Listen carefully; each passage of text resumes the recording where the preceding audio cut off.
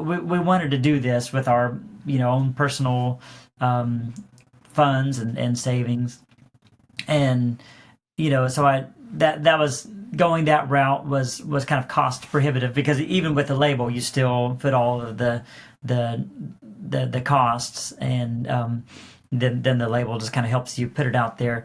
But then I was talking with another friend of mine that's in the music industry. He's a composer, very very widely known, especially in the church music industry. And he said, "Okay, let me hang on." We were just kind of describing our predicament.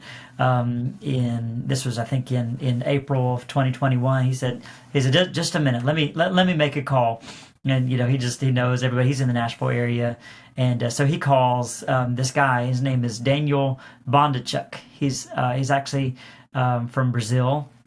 He came to the Nashville area in 2008, right around the time of the recession. And anyways, he's a composer. He's a recording engineer. He directs the music at his church. They do a lot of his own compositions, and so we contacted him, and he ended up doing all of our recording, and we loved working with him because he as a composer. At this point, I did send him the scores when he was mixing, but when we were just tracking, he didn't have the scores. But he would say, was something, after a take, he said, was something missing in this measure? It wasn't like a wrong note or anything like that. It was just, and sure enough, there was like a low octave or something like that. But he could hear that with the composer's ear. Very good attention to detail, which helped us a lot, because this was our first.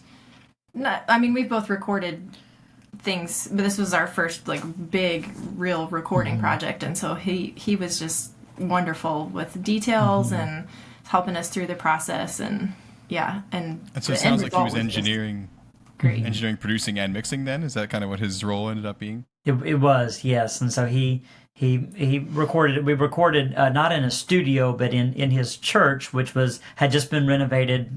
And it was a great classical music space, very acoustically live.